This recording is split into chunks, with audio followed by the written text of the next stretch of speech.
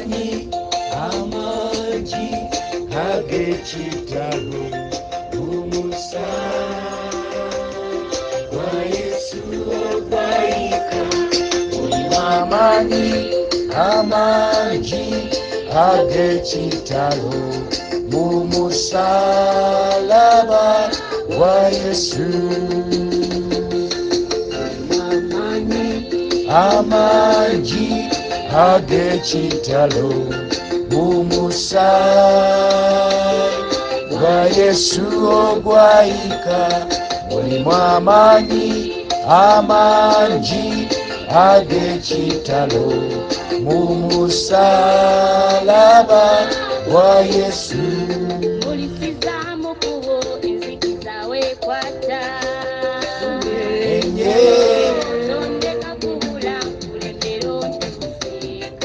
Oli munyenye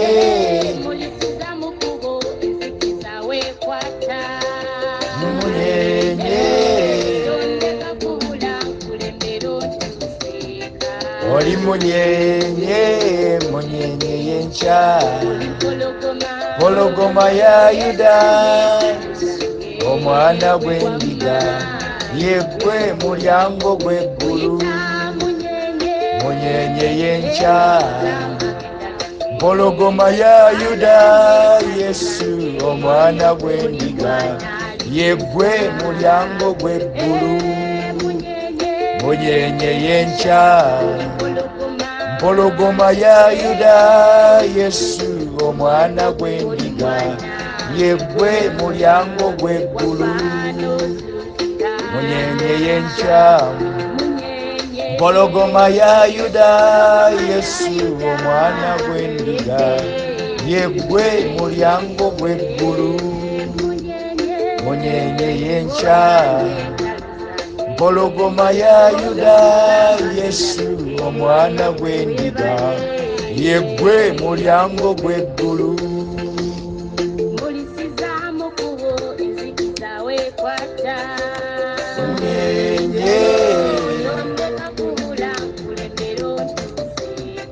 Oli munyenye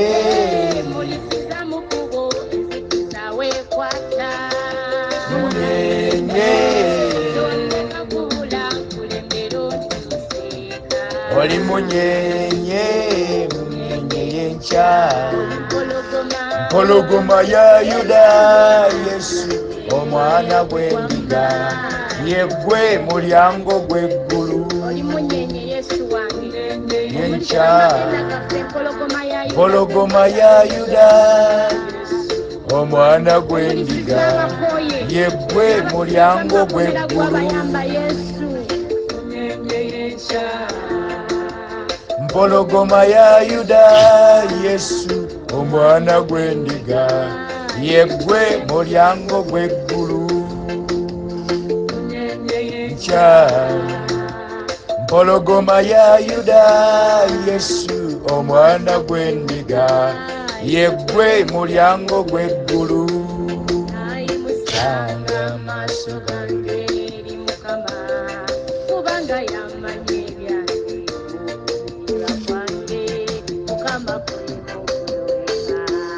nayimusanga amaaso gange eri Mukama, kubanga yamanyi ebyange, okubeerwa kwange taata kuli mu ggwe weka.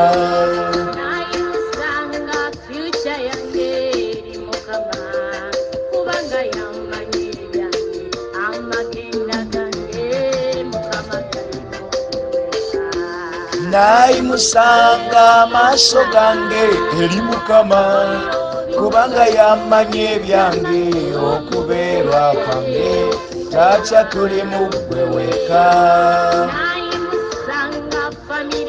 Giyimusae yamanyi ebyaffe, nayimusanga amaaso gange eri Mukama, kubanga yamanyi ebyange, okubeerwa kwange taata kuli mu ggwe weka. okubeerwa kuli mu ggwe weka. okubeerwa kuli mu ggwe wekka okubeerwa kuli mu ggwe wekka okubeerwa kuli mu ggwe wekka okubeerwa kuli mu ggwe wekka okubeerwa kuli mu ggwe wekka okubeerwa kuli mu ggwe wekka. Hallelujah. Amen. I said hallelujah. Amen. Munzikirize nga bulijjo nsooke mbatuuseeko ekiramuso ekinene era ekizito ekijjudde omukwano gwa Yesu, ekijjudde okwagala kwa Katonda, ekijjudde amafuta n'amaanyi ag'Omwoyo Omutukuvu okukutula enjegere, okusumulula n'okuwonya n'okutaasa abaana ba Katonda bonna abalamu mu linnya lya Mukama waffe Yesu Kristo. Nga mbabuuzaako era nga mbalamusaako yonna gye muli ku bugazi bw'ensi eno, abali mu kifo kino ne yonna gy'osaasaanidde, eggwanga ly'olimu, ekibuga ky'olimu, ekyalo ky'olimu, w'oli awo, nga mbabuuzaako mwenna nga mbagamba nti Mukama waffe Yesu Kristo Omunazaalesi yeebazibwe, yeebazibwe oyo nannyini buyinza, Elohim, El Shaddai, Adonai, nannyini maanyi, nannyini buyinza, nantameggwa, omuyinza w'ebintu byonna. Yeebazibwe oyo God Almighty, Abba, our Father, Katonda kitaffe, ndi ye Katonda waffe. Yeebazibwe oyo Katonda w'abajjajjaffe Ibulayimu, Isaaka ne Yakobo. Yeebazibwe oyo Katonda wa Isirayiri, Katonda wa Uganda, Katonda w'ensozi, Katonda w'ebiwonvu, Katonda w'enkoola, Katonda w'amalungu, Katonda w'emiseetwe, Katonda w'ensi yonna. Yeebazibwe nnyo Katonda waffe. Yeebazibwe oyo Jehova Shalom, mirembe gyaffe. Yeebazibwe oyo Jehova Nis, bendera yaffe ey'obutuukirivu, butuukirivu bwaffe. Yeebazibwe nnyo oyo Jehova Jaira, bugabirizi bwaffe, Katonda atugabirira mu byonna bye twetaaga. Ky'ekyokuddamu kyaffe, bye twetaaga byonna biri mu Yesu. Oyo ye bugagga bwaffe. Yeebazibwe nnyo bugagga bwaffe. Byonna bye twagala yatuwa obuyinza okubisabanga, okuyita mu linnya lye. Ye yekka atakwatibwa bujja linnya lye, nakkiriza buli amukkiriza alisabiremu kyonna kye yeetaaga. Yeebazibwe oyo Jehova Rafa, omuwonya w'endwadde zaffe zonna, kubanga emigga egyamukuba Mukama waffe Yesu Kristo gye gituwonya ffenna. Tusabira mu linnya eryo erya Jehova Rafa, ne tusumululibwa, ne tuwonyezebwa, ne tuteebwa mu linnya lya Mukama waffe Yesu Kristo. Yeebazibwe nnyo Katonda waffe, Katonda omwesigwa, Katonda ow'amazima, Katonda atalimba. Yeebazibwe nnyo oyo atalimba, Katonda atulabirira, atwagala, n'alabirira ekigambo kye n'ebisuubizo bye byonna, n'abituukiriza gye tuli ffenna abamwesiga, abamwagala, abamunoonya mu mwoyo ne mu mazima. Yeebazibwe oyo omusumba w'ekkanisa, omusumba waffe. Yeebazibwe oyo omugaati gw'obulamu era nga ye mugabi w'obulamu. Yeebazibwe nnyo Katonda waffe. Yeebazibwe, tumuddize ekitiibwa n'ettendo oyo eyatugula n'omusaayi gwe, omusaayi ogw'omuwendo gwe yayiwa ku musaalaba e Gologoosa ku lw'ebibi byaffe. Yeebazibwe nnyo Katonda waffe oyo, Katonda atwagala, yatwagala awatali kakwakkulizo. Abaana b'abantu batwagala ne batulyamu olukwe, ne batulekawo okwagala kwabwe ne bakuteekako obukwakkulizo, naye yeyekka atatwekanya, tatulekangako, tatuyiwanga, tatulyamu lukwe, atwagalanga bwe tuli n'akyusa obulamu bwaffe. Yeebazibwe oyo omusumba w'ekkanisa, oyo atusumba.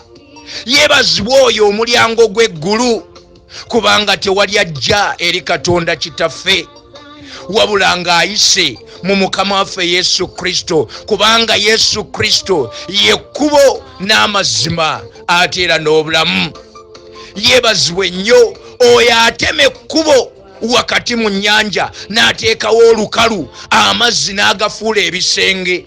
Naawe yonna gy'oli eyo, embeera gy'oyitamu, okusoomoozebwa kw'oyitamu kwonna, Mukama agenda kukugyamu, agenda kukulokolamu, agenda kuteekerawo ekkubo awo we litabadde. Yeebazibwe oyo alokola mu muliro, eyawonya Shadrach, Misaki n'Abedunego, naawe olwaleero akulokola, atulokolera wamu ffenna. Emitawaana gye tuyitamu, okusoomoozebwa kwe tuyitamu, obulumi bwe tuyitamu, byonna Yesu abiyinza era abisobola mu linnya lya Mukama waffe Yesu Kristo. Hallelujah! Amen. I said hallelujah! Amen. Hallelujah! Hallelujah. Amina, amina. Tugenda kubanga tugabana ekigambo kya Katonda. Bikula wamu nange Bayibuli mu kitabo ekyo ekya Yokaana essula ya 8 gye tutandikiddemu, olunyiriri lwa 32 lwe tutandikiddeko. The book of John chapter 8 verse 32 gye tuli eyo. Kikyasobokera ddala ne mu mbeera enzibu, wakati mu bulumi, wakati mu kusoomoozebwa, ne tusigala nga twesiga Katonda, ne tusigala nga tusuubira Katonda, nga tukkiriza Katonda. Gwali mu bulumi, ali mu kugezesebwa, ng'olina bye weetaaga nga tebinnabaawo, sigala nga weesiga Katonda. Noonya amazima, n'amazima tebaganoonyeza mu ssabo, tebaganoonyeza mu balogo, tebaganoonyeza mu bannabbi ba bulimba, tebaganoonyeza yonna gy'oyinza okusuubira mu basayantist. Amazima ago tuganoonya okuva mu kigambo kya Katonda. Bayibuli ge mateeka ga Katonda, bye biragiro bya Katonda, bye bisuubizo bya Katonda, ly'eddoboozi lya Katonda ng'ayogera naffe mu mbeera enzibu gye tuyitamu, mu kusoomoozebwa, nga waliwo ebitannabaawo, ng'ensi ekutwala sipiidi, obeeyo ku mulimu nga bakutwala sipiidi, awaka mu maka ng'olaba engeri ovugibwa sipiidi, ng'osobeddwa wakati mu kusoberwa, ng'olabanga awatali akufaako, olina kunoonya mazima. Nodda eri Mukama ne weesiga Mukama nti nawano wendi eyampa obulamu, nawano asobola okundokola, asobola okunnyamba. N'okkiriza mu kusoomoozebwa tulina kweyongera kukula mu kukkiriza, kunywerera mu Yesu, kunoonya mazima agava mu kigambo kya Katonda. Wulira ekitabo kya Yokaana essula eno ey'omunaana olunyiriri olwa 32. Bayibuli egambye, era mulitegeera amazima, n'amazima galibafuula baddembe. Era mulitegeera amazima, era mulitegeera amazima. Wakati mu muyaga n'ebyagala okututta, ebyagala tugwe tudde emabega bye bingi, naye ebyo byonna ng'embeera ekuvuga sipiidi, ekigambo kya Katonda okitegedde. Amazima agali mu kigambo kya Katonda kubanga kyesigwa, kiramu ate kikozi. Gw'olina kunoonya amazima agakirimu Ly'eddoboozi lya Katonda. Ayogera ki gye tuli? Buli mbeera gye tuyitamu erina olunyiriri lwa Bayibuli, erina ebyawandiikibwa. Kati embeera gy'oyitamu Katonda waffe ayogera atya mu kigambo kye? Tulina okunoonya amazima. And you shall know the truth, and the truth shall set you free. Amazima gegatusumulula. Katonda waffe ye mazima. Yeebazibwe oyo mazima gaffe, Katonda atalimba. Amazima ge tutegedde okuva mu byawandiikibwa, okuva mu Bayibuli, mu ddoboozi lya Katonda waffe ng'ayogera gye tuli, ge gatusumulula. Tunoonye amazima. Amazima ago kye kigambo kya Katonda.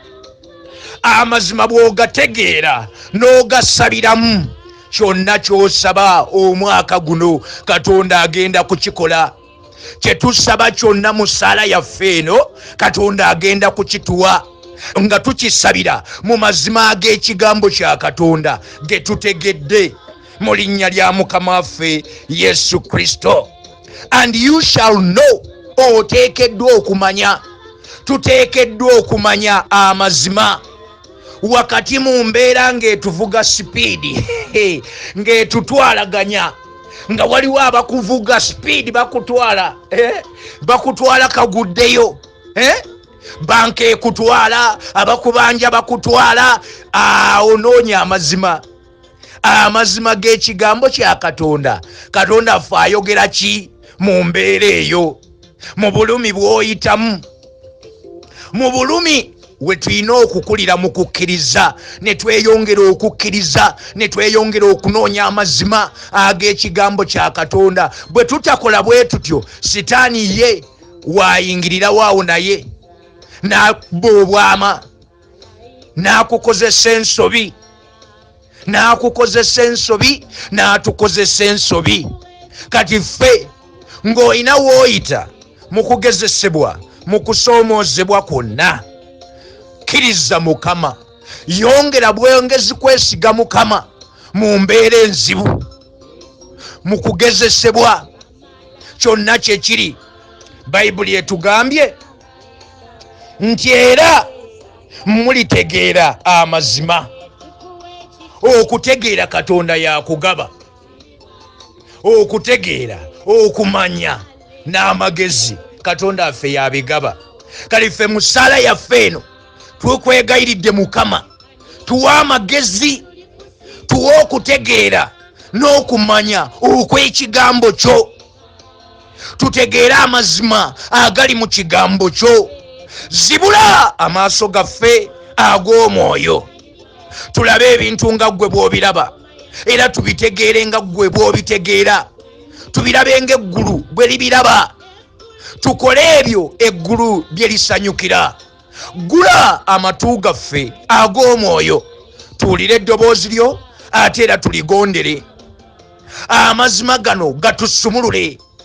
Amazima g'ekigambo kyo galeeta okuwonyezebwa mu ffe, eri emmeeme zaffe, eri emitima gyaffe, eri ebirowoozo byaffe. Tuvumiddwa, tujoogeddwa, tutulugunyiziddwa, tusibiddwako emisango, naye tusabye amazima go Mukama gatusumulule. Obuzito bwonna obubadde butudde munda mu mitima gyaffe, mu mmeeme zaffe, ekigambo kyo kyogedde nga kitugamba nti era mulitegeera amazima, n'amazima galibafuula ab'eddembe. Tuyigiriza amazima, tusomesa amazima, tutegeeza amazima ag'ekigambo kyo.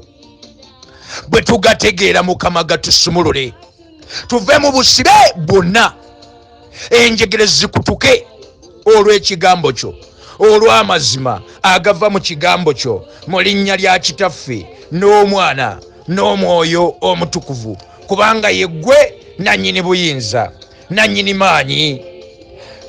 Peetero ekisooka essula ey'okutaano olunyiriri olw'omusanvu nalwo lwogera bwe luti, 1 Peter chapter 5 verse 7 nti nga mumusindiikirizanga ye okweraliikirira kwammwe kwonna ebitweraliikiriza bw'otegeera amazima ag'ekigambo kya Katonda kye gatugamba, ebikweraliikiriza byonna ng'obyetikkula ng'obiwaayo ewa Yesu. Okusindiikiriza kitegeeza kwetikkula, kubiwaayo ewa Yesu. Ebibadde bikuzitooweredde munda mu mutima gwo, mu birowoozo byo, mu mmeeme yo, mu mbeera enzibu, tulina kusigala nga twesiga Mukama, nga tukkiriza Mukama. Ebitweraliikiriza ne tubimuwa, ne tubimukwasa, nga mumusindiikirizanga ye. Buli kaseera bw'olumbibwa, bw'obanga asobeddwa, noonya amazima. Gagamba ki? Kati amazima ga leero gagamba weetikkula emigugu gyo gyonna ebikutawaanya, obulumi, okusoomoozebwa, kwetikkule okuweeyo ewa Yesu. Kuweeyo ewa Yesu. Amazima agali emabega w'ekigambo kya Katonda kino googera bwe gati ti nga mumusindiikirizanga ye okweraliikirira kwammwe kwonna. Kubanga lwaki? Kubanga ye ateeka ku mwoyo ebigambo byammwe. Kati mu mbeera eyo, mu mbeera yonna gye tuyitamu, oba ya nnaku, ya bulumi, ya kugezesebwa, ya kusoomoozebwa, tuteekeddwa okubaako ebigambo bye tugamba Yesu. Embeera eyo ne tugimugamba mu bigambo, nga tusaba, nga tumwegayirira, nga tumunoonya, nga tumusindiikiriza embeera yaffe. Amazima ge ne galyoka gatusumulula, ge galeeta essanyu gye tuli. Amazima g'ekigambo kya Katonda ge galeeta essanyu gye tuli. Tulina okusigala nga tumukkiriza, nga tumwesiga nti Katonda waffe talina kimulema, tewali kimulema, byonna abisobola. Atugamba mu Matayo essula ey'e11 olw'28 nti mujje gye ndi. Mujje wa? Mujje wa? Tujje gy'ali. Mujje gye ndi. Abasobeddwa, abalina emitawaana, ng'awaka baakusibira dde ekikookolo. Omukazi tokyamutegeera mukazi wo, omwami wo nga tokyamutegeera. Obeera mu bulumi, obeera mu kwemulugunya, otambula obala engalo, otambula weeyogezanga ne by'oyogera si ssaala, wabula obulumi bw'olina eyo mu mutima, amaziga g'okaaba ago. Kati amazima g'ekigambo kya Katonda gakugamba gw'abadde atambula nga osobeddwa, wasalibwako dde embeera, oli mu matigga. Amazima g'ekigambo kya Katonda gagamba jangu eri Yesu, tujje ewa Yesu. Atuyita ffenna ng'atugamba nti mujje gye ndi mmwe mwenna abakooye era abazitoowereddwa. Mujje gye ndi mmwe mwenna abakooye. Oyina by'okooye, gw'onsingako okubimanya. Oyina ky'okooye? Olina ky'okooye? Oyina ekikuzitooweredde? Amazima g'ekigambo kya Katonda gakuyita nti ekyo ekikukooyezza, ekikuzitooweredde, kireete ewa Yesu. Kirwadde kya lukonziba nga bagamba nti ekyo tekiriwona. Kansa, diabetes, sukaali, alaje, ndwadde ya lususu, ndwadde ya mutwe, ya magumba, ya mugongo, ya magulu, gireete ewa Yesu. Gwe yasanyalala. Ekyo ky'okooye, okooye obuwulu, okubeera obwannamunigina. Naawe ali mu maka ng'oli mufumbo naye nga mulinga abaayawukana. Eyo embeera tugiroopa wa Yesu.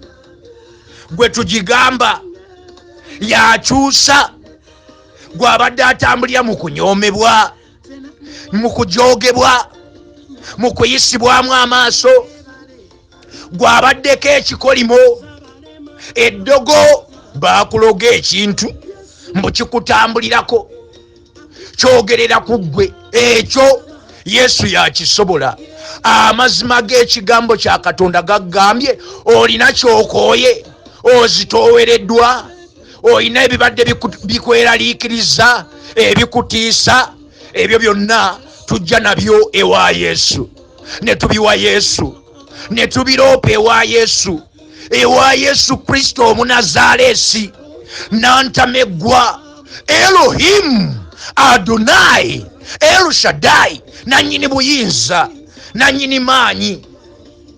Amaanyi ge gali agayitibwa dunamis, ge maanyi ago, amaanyi ga Katonda agazuukiza Mukama waffe Yesu Kristo okumujja mu bafu, eyafa n'azuukizibwa.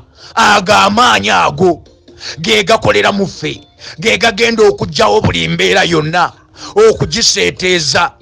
Katonda waffe mwesigwa, ekigambo kye kiramu, tekikyuka, akirabirira n'akinyweza gye tuli. Katonda waffe ababumu jjo leero n'emirembe gyonna. Ate buli kye yali akozeeko ng'wawulirako omuntu ajulira, asobolera ddala okukiddamu n'akikukolera.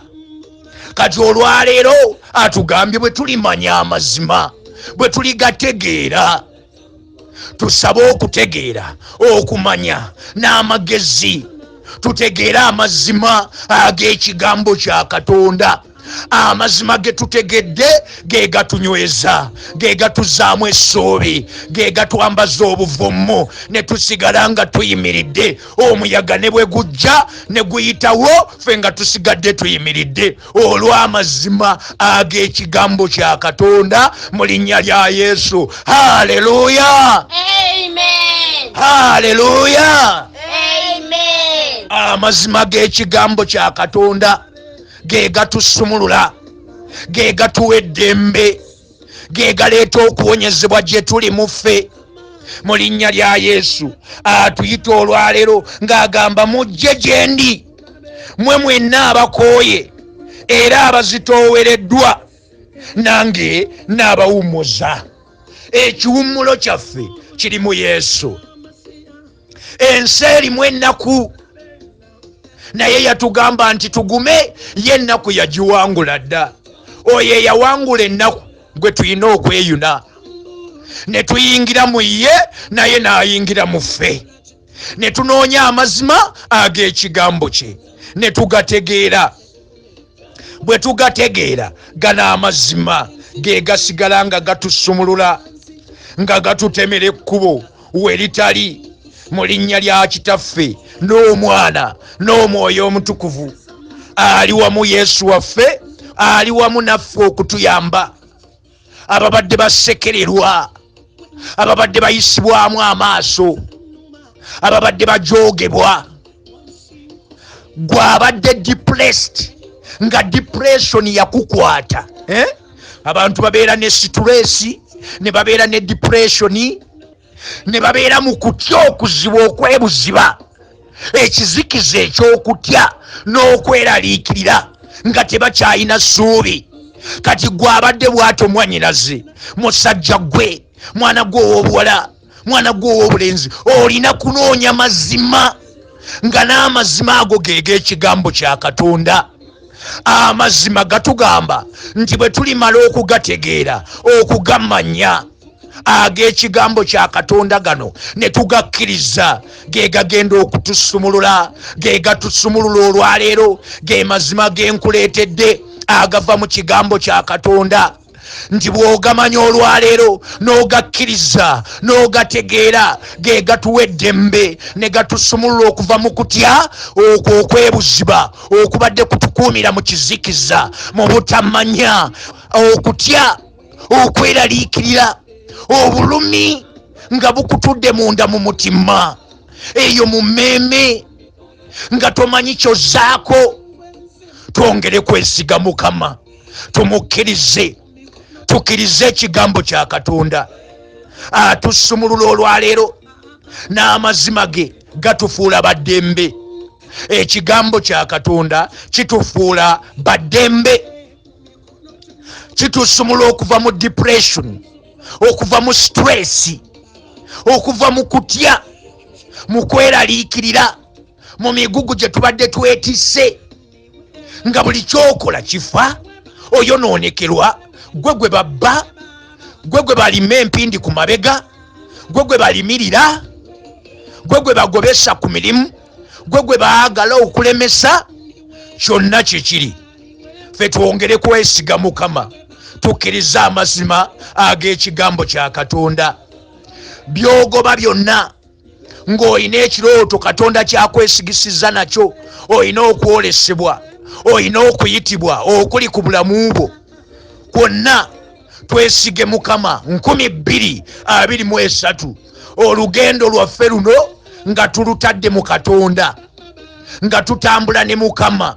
Zabbuli eya 37 olwokutaano ti olugendo lwo, olugendo lw'obulamu bwo, olw'amaka go, olw'ekirooto kyo, olw'okwolesebwako, olw'emirimu gyo, olugendo lwa 2023 tuluyiringisizenga ku Mukama. Zabbuli eya 37 olwokutaano.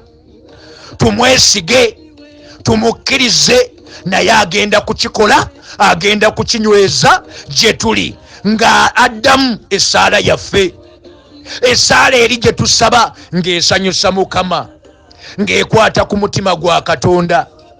Essaala eyo ng'eri mu birowoozo bya Katonda, mu kuteesa kwa Mukama.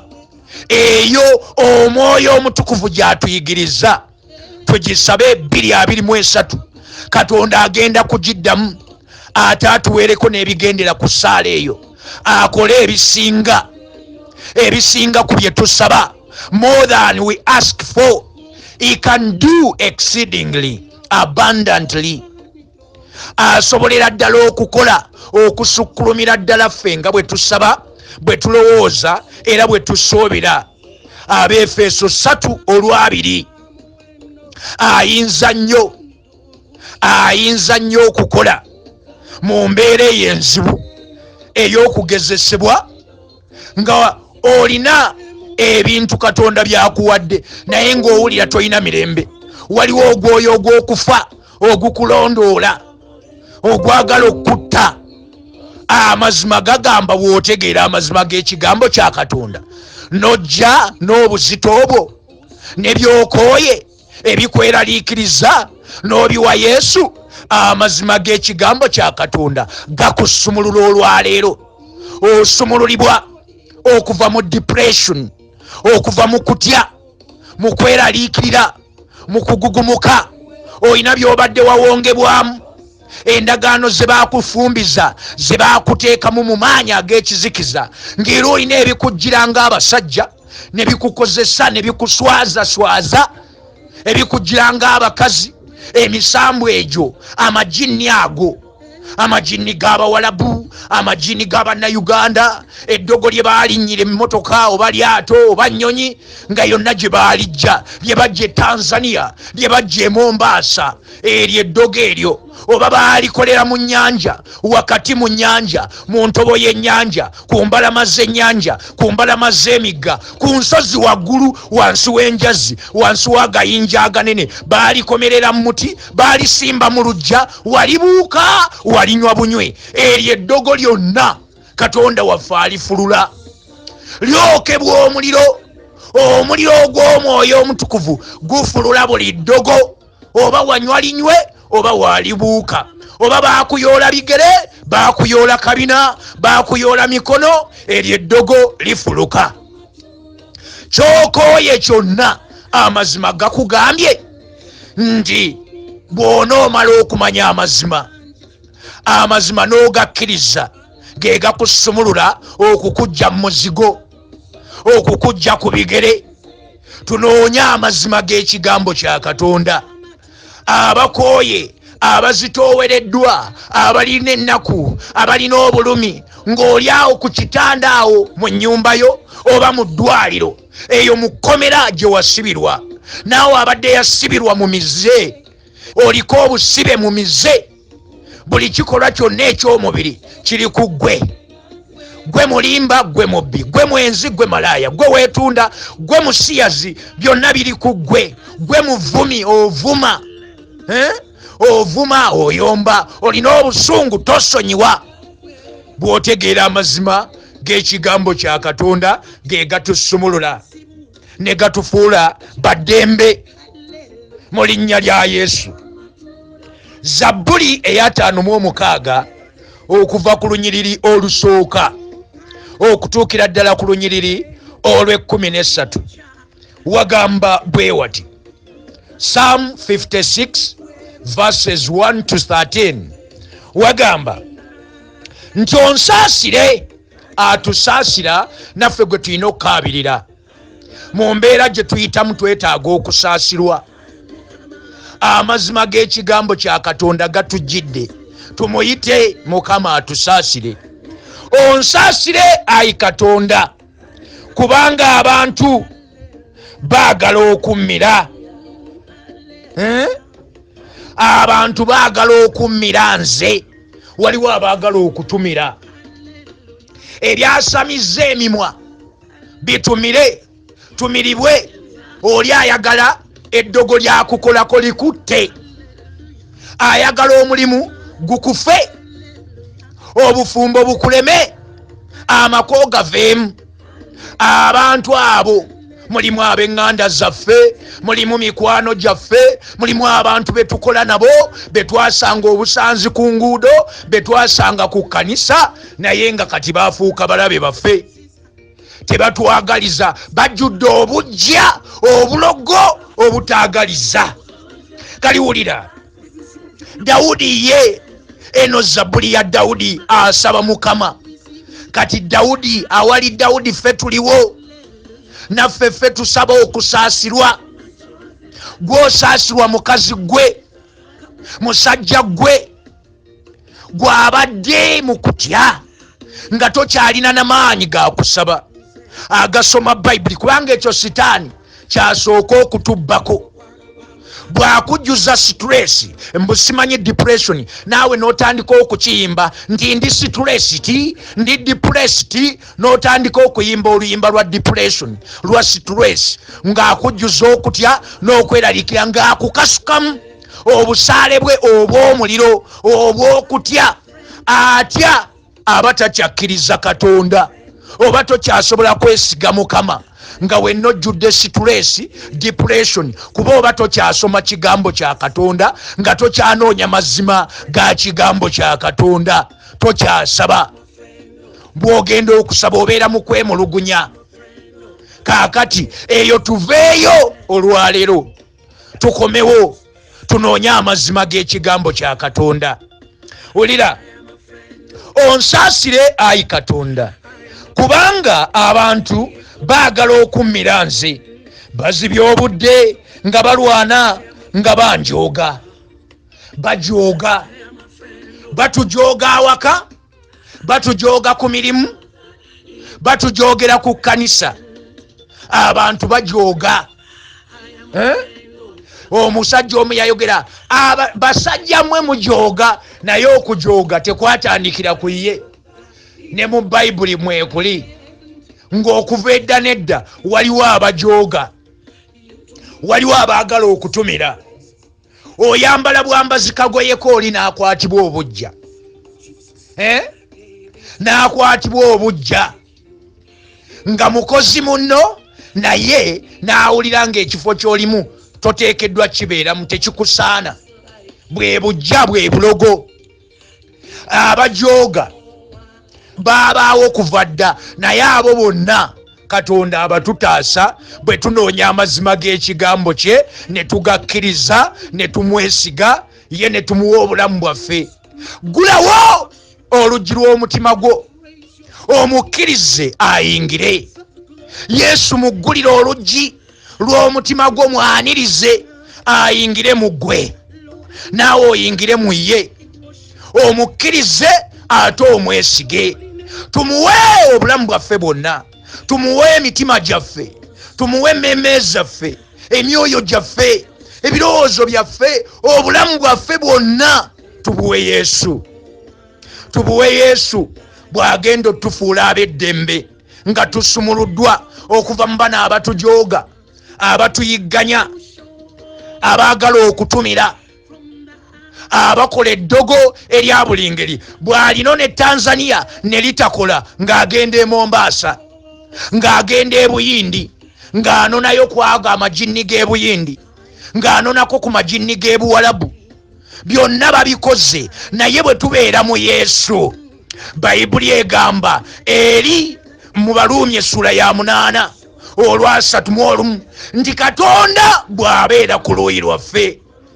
Ebyo tunaabyogerako tutya? Eddogo, okujoogebwa, ejjoogo, okuyigganyizibwa, abo abaagala okutumira, ng'ali ku luuyi lwaffe. Yesu Kristo Omunnazaaleesi, amazima g'ekigambo kya Katonda gagamba ate omulabe waffe y'ani? Nga ffe tuli mu Yesu. Kati tuyingire mu Yesu, tunywerere mu Yesu, tumwesige, tumwagale, tumwesigise ebyaffe byonna. Abalabe bange baagala okummira, obudde okuziba, kubanga abalwana nange n'amalala bangi, abatulwanyisa ab'amalala bangi. Kati bye bakola byonna gwe byeyambule, wejjeemu obusungu, twejjeemu obusungu, twejjeemu amalala, twejjeemu okujooga abalala, ffe tuleme okubeera mu bajooga abalala. Ffe ebyaffe tubikwase Yesu. Olutalo olwaffe si lwa mubiri, lwa mwoyo. Ffe tukaabirire erinnya lya Yesu, tumuyite. Buli lwe nnaatyanga neesiganga ggwe wakati mu kutya. Amazima g'ekigambo kya Katonda olwaleero, mukazi gwe, musajja gwe, mwana gwe ow'obuwala, mwana gwe ow'obulenzi, bw'oba otidde nga weeraliikiridde, ng'oli depressed, ng'oli stressed, oyina kwesiga Mukama. Tova ku Mukama, toleka kigambo kya Katonda, oyina kwongera kunoonya mazima. Kati amazima gagamba mu Zabbuli eya 5:6 olwokusatu, buli lwe nnaatyanga neesiganga ggwe. Ng'ebintu bye weetaaga okuva eri omwami wo omala mwegayirira, okuva eri mukazi wo ng'akulumya, olw'okujooga, olw'okunyooma, nga kati bakunyooma, bakujerega, tosibwamu kitiibwa, naye mu mbeera eyo kaabirira Mukama, gwe tulina okwesiga. Buli lwe nnaatyanga neesiganga ggwe. Mu Katonda ndyebaza ekigambo kye. Katonda gwe neesize siritya ab'omubiri bayinza kunkola ki? Bwe tubeera mu Katonda nga gwe twesigisizza ebyaffe n'obulamu bwaffe bwonna, ab'omubiri bagenda kuloga, bagenda kukola byonna, naye tebigenda kubaako kye bitukola. Bagenda kumalira sente zaabwe mu kunoonya eddogo, mu kukukola obulabe nga batuteega, bateega. Bayibuli bweyogera, bateegera ddala, nga beekweka, batwekwekerera, baagala otutemula, baagala okututta. Naye bwe tubeera mu Yesu, yatta enkwe z'abagerengetanya. Omubi Sitaani n'abamuweereza ne batayinza kutuukiriza nkwe zaabwe gye tuli. Wulira, mu Katonda ndyebaza ekigambo kye. Katonda gwe neesize siritya ababi, ab'omubiri, abalogo, ab'obujja bayinza kutukola ki nga tuli mu Yesu? Bakyusa ebigambo. Kati gwobeeraawo n'obeera stressed, n'obeera depressed olw'abakwogerako, abakukonjera ebigambo by'oyogedde ne by'otayogedde. Eri gye twakulya bagamba owoolugambo alaba, naye ekimutta kwongeramu supu, kwongeramu na kuwaayiriza. Bakuwaayiriza ebigambo ne babikukonjera, naye si gwe osoose. Baabaawo dda ne mu Bayibuli baabawandiikamu. Kati gwe weesige Mukama, oyo akyusa ebigambo byabo bye baba bakukonjedde bye bakuwaayiriza n'akuwolereza gwoba weesiga kubanga abakyusa ebigambo abawaayiriza weebali ate nga tebakwagaliza bulamu bakwagala ofe ofiirizibwe. Omulabe sitaani kyakola kyonna ye yajja okubba okutta n'okuzikiriza. Yokaana 10:10. naye ye mukama waffe bwe tumweyuna ne tuyingira mu ye naye n'ayingira mu ffe ye yajja tubeere n'obulamu ate tubeere nabwo obungi ddala. Gwe mukisa gwatutegekedde okutuwa omwaka guno atuweere ddala omukisa nga mungi ddala nga gwankalakkalira nga guli permanent mu linnya lya Yesu. Bakyusa ebigambo byange okuzibya obudde. Ebirowoozo byabwe byonna bimbaako olw'obubi. Beekuŋŋaanya beekweka bakebera ebisinde byange nga bwe bateesa nga bwe bateega emmeeme yange. Bateega bakebera gy'oyise gy'otambulira ne bakuyoola ettaka ne bakuyoola ebigere gy'otuuzizza akabinako ne bakuyoola akabina w'okutta emikono gyo ne bakuyoola emikono. Naye byonna bye bakola nga tuli mu Yesu tebigenda kutuukirira. Bawaanyisa ebyokulwanyisa byabwe byonna ne babiweesa gy'oli. Naye ng'oli mu Yesu buli kyakulwanyisa kyonna kye batuweeserezza tekigenda kulaba mukisa. Buli ddogo lyonna lisobola okukutuukirirako bw'oba nga tonywedde mu Yesu nga teweekakasa butuuze bwo mu Katonda obw'eggulu. Kati tunywerere mu Yesu tumwesige. Yagenda otutaasa enkwe z'abano abatwekweka ne bateega gye tuyitira nga bateega emmeeme yaffe baagala okututta. Baliwona olw'obutali butuukirivu tebasobola kuwona bwe baba tebeenenyezza. Bwe bateenenya kuleka bikolwa byabwe ebitali bya butuukirivu tebasobola kuwona. Baliwona olw'obutali butuukirivu. Mu busungu suula amawanga. Ayi Katonda, Katonda waffe asobolera ddala okusuula amawanga n'ataasa omutuukirivu we. Kati ffe tubeere mu batuukirivu ba Katonda, tukole okwagala kwa Katonda, tukutambuliremu. Agenda kututaasa atulwanirire kuba amawanga. Kubanga lwaki? Nti gwe obale okutambulatambula kwange, oteeka amaziga gange mu kasumbiko, tegawandiikibwa mu kitabo kyo. Buli zziga lye tukaabye lye tutonyesezza eri mu ggulu yo balisigazaako kopi, liteekebwa mu kacupa ka Katonda, mu kasuwa ka Mukama, mu kasumbi ka Katonda. Ebigere bye tutambula biwandiikiddwa, byotambula okuva ku makya okuzibya obudde eri mu ggulu nga bawandiika. Bino yabitambudde, agenda kusinza, agenda kusaba, agenda kukola. Ate ono ye yabitambudde agenda mu ssabo, agenda kuloga, agenda kunona bubi ddogo, kukola banne bubi. Bino yabitambudde agenda kubba, bino yabitambudde agenda mu bwenzi, eri nga biwandiikibwa. Ku lunaku olw'okusala omusango ebitabo bigenda kugibwayo bibikkulwe. Amaziga ge tukaaba gali mu bitabo bya Katonda, gawandiikiddwa. Kati ffe tuve era tukyewale okubeera mu abo abalumya abalala, abaleetera abalala obulumi, ne tubakaabya amaziga gano agakulukuta. Waliwo nagali agasigalayo munda. Obulumi oli n'abeera nabwo paka kumutta, ne bumuviiramu okulwala pressure n'afa lwakutya, lwakweraliikirira, n'alwala endwadde y'omutima.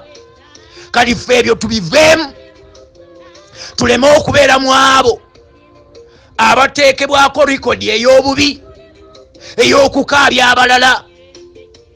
Tukyewale, tukireke. Ge mazima g'ekigambo kya Katonda olwaleero. mu linnya lya Yesu. Tukole bulungi kye tuyitamu kyonna eggulu liina rekodi. Olunaku nga Mukama waffe Yesu Kristo akomyewo okusala omusango gw'abalamu n'abafu, ebitabo bigenda kubikkulwa.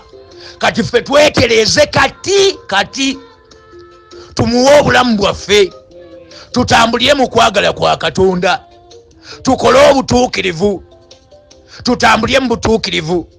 Omwoyo wa Mukama atuluŋŋamye okutambulira mu makubo ga Mukama, atuyigiriza engeri y'ogatambuliramu mu linnya lya Yesu. Nti gw'obala okutambulatambula kwange, oteeka amaziga gange mu kasumbiko, tegaawandiikibwa mu kitabo kyo, abalabe bange ne balyoka badda ennyuma ku lunaku lwe ndikaabiriramu. Kino kye mmanyi nga Katonda ali ku lwange. Bannyinaze, mikwano gyange, Katonda waffe ali ku lwaffe. Bwe tumuyita, bwe tumukaabirira, ali ku lwaffe. Ate ffe abamuyita agenda kutuyamba olwaleero. Abalabe baffe, guno mwaka gw'abalabe baffe batambulirako. Katonda waffe abatuteeredde ku ttaka, abazze emabega, ffe ng'ate tugenda mu maaso. Banafuwa ffe ng'ate Katonda waffe atusiba amaanyi ge, ng'atwambaza amaanyi ge, nga tweyongerayo mu maaso.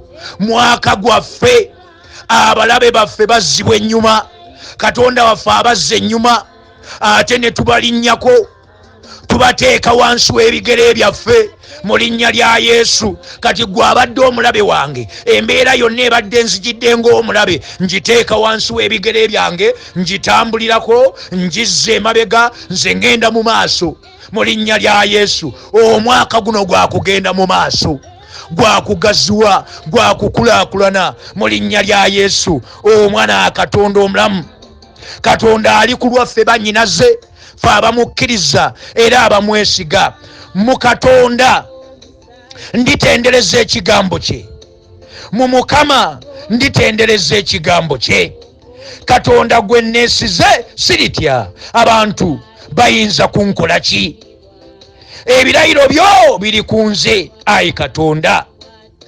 Ndisasula ssaddaaka ez'okwebaza ggwe, ndisasula ssaddaaka ez'okukwebaza, ndizisasula eri ggwe. Ssaddaaka zaffe, obweyamo bwaffe bwonna bye tweyamye nga tusaba, tubisasule. Bayibuli egamba nti omutuukirivu bwe yeeyama ekintu kyonna, newankubadde nga ofiirwa, oteekeddwa okusasula, oteekeddwa okutuukiriza. Twogera ebigambo bingi ne tweyama, ate embeera bw'emala okuvaawo ne tutatuukiriza. Ekyasanyusa Katonda, Kabaka Sulemaani bw'amala okukola omulimu ogw'okuzimba yeekaalu ya Katonda, n'agamba kati ngenze kwebaza. N'agenda n'awaayo ente 1,000 olunaku lumu nga ssaddaaka. Ye ne yeebaka. Ng'enjogera y'ennaku zino, bw'amala oziwaayo ne yeebaka n'asirika. Aba ali awo Katonda n'amuggira ekiro mu kirooto, n'amugamba nti kaakati saba kye mba nkuwa. Oyina ky'osaba, oyina ky'oyagala. Naawe obweyamo bwo butuukirize, obusasule. Obusasule. Ebirayiro byo biri ku nze. Katonda yeerayiridde okutuyamba, okutukola obulungi. Ebirayiro byo biri ku nze. Ndisasula ssaddaaka ez'okwebaza eri ggwe, kubanga wawonya emmeeme yange okufa, tewawonya bigere byange okwesittala, ndyoke ntambule mu maaso ga Katonda mu musana ogw'abantu abalamu. Yatuwonyezza okufa, yatutaasizza okufa, atutaasizza obubenje, yatuwonya okufa omwaka oguwedde n'emyaka egyayita. Kati tuli balamu. Omusana gwe ogw'obulokozi gwe gututuusizza wano. Twongere okumwesiga, tugutambuliremu, tumwesige Katonda waffe. Oyo atuwonyezza mu kufa, atuwonyezza abalogo, atuwonyeza abatemu mu linnya lya Yesu, atuwonyeza. Tumwesige Katonda waffe. Bwe twesiga Mukama ne tutambulira mu mazima ge, buli kyakulwanyisa kyonna kye batuweeseza tekigenda kulaba mukisa. Twesige Katonda, tumunoonye, tumwesige mu buli mbeera, tusigale nga tukkiriza, nga twesiga Mukama, nga tunoonya amazima, n'amazima ago nga tetuganoonyeza walala, tuganoonyeza mu Katonda, nga tusoma era nga tuyiga ekigambo kye. Omwoyo wa Katonda ng'atuyigiriza mu linnya lya Kitaffe n'Omwana n'Omwoyo Omutukuvu. Kati yonna gy'oli ng'obadde ozitoowereddwa, olina ennaku, olina ebibadde bikutiisa n'okweraliikirira, omugugu gwonna gw'obadde weetisse, olinayo eddakiika okuguwaayo ewa Yesu. Saba mwannyinaze, saba yonna gy'oli eyo, mukoowoole, mukaabirire, muyite ye Katonda akuyamba era akutaasa mu mbeera eyo gy'oyitamu, mu linnya lya Kitaffe n'Omwana n'Omwoyo Omutukuvu. Mwanjulire ensonga eyo, omugugu ogwo ogumuwe. Ffe wano nga tuwanise emikono gyaffe mu bbanga okulangirira era okusaba esaala eri Mukama waffe Yesu Kristo gye yatuyigiriza okusabanga bulijjo. Etegeeza kikulu nnyo eri okukkiriza kwaffe mu linnya lya Yesu. Kyetuva tugamba nti Kitaffe ali mu ggulu, erinnya lyo litukuzibwe, obwakabaka bwo bujje, by'oyagala ffe tubikole wano mu nsi nga bwe bikolebwa eyo mu ggulu. Otuwe leero emmere yaffe eya leero, otusonyiwa ebibi byaffe nga naffe bwe kitukakatako, okusonyiwa bonna abatunyiiza, abaleeta ebinyiizo gye tuli, abaatulyamu olukwe, abaatumenya omutima, abaatubba, abaatunyaga, be tubanja, twambala ekiso olwaleero okubasonyiwa, era tubasonyiye mu linnya ly'Omukama wange Yesu Kristo. Totuganya kuwangulibwa bikemu, tutwalibwe ebikemu okutuwangula. Tokiganya ekyo kubaawo gye tuli. Tuteekerewo obuddukiro ng'ekigambo kyo bwe kyogera eri mu Bakolinsi ekisooka essuula ey'ekkumi olw'ekkumi n'essatu. Totuganya kukemebwa okusinga nga bwe tuyinza. Tuteekerewo obuddukiro Mukama eri ebikemu bya Sitaani n'emitego gye. Tutaase eri omubi Sitaani omugwagwa oyo, kubanga obwakabaka n'obuyinza n'ekitiibwa bibyo Katonda Kitaffe, Katonda Omwana. Tuli mu maaso go Mukama, tunoonya okusumululibwa, tunoonya okuteebwa. Sumulula tujje mu kutya, tujje mu kweraliikirira. Tusabye amagezi okutegeera n'okumanya bibeere byaffe Mukama. Tusabye amazima g'ekigambo kyo gakulire mu ffe Mukama. Tweyongere okukula mu kumanya n'okutegeera amazima go gatuleetere eddembe. Tulangiridde emirembe egiva mu kigambo kyo, egiva mu ggulu, egiva gy'oli. Tugirangirira eri obulamu bwaffe mu linnya ly'Omukama wange Yesu. Gaziya ensalo zaffe, otuweere ddala omukisa. Omukono gwo gubeere wamu naffe okuwangula buli mbeera mu linnya ly'Omukama wange Yesu. Kwegayiridde Mukama, tutemere ekkubo we litabadde, osanyuse obulamu bwaffe. Gabirira mu byonna Mukama, naffe tutambulye mu kwagala kwo, tukole okwagala kwo mu linnya ly'Omukama wange Yesu Kristo. Weebale Katonda waffe, weebale omuyinza w'ebintu byonna. Ekisa kya Mukama waffe Yesu Kristo n'okwagala kwa Katonda n'okussa ekimu okw'Omwoyo Omutukuvu bibeere naffe ffenna n'eri abooluganda bonna emirembe n'emirembe, emirembe egitaggwaawo. Amiina. Mazima ddala obulungi n'ekisa tebiremenga kugenda wamu naffe ennaku zonna ez'obulamu bwaffe. Naffe tunaatulanga mu nnyumba yo Ayi Katonda waffe okutuusa ku nnaku ennyingi. Ekitiibwa kibeere gy'oli Ayi Katonda Kitaffe, n'eri Omwana w'Omukama waffe Yesu Kristo, n'eri Omwoyo Omutukuvu nga bwe kyali olubereberye na kaakano na bulijjo bwe kiribeera emirembe n'emirembe. Ffenna ne tugamba nti amiina.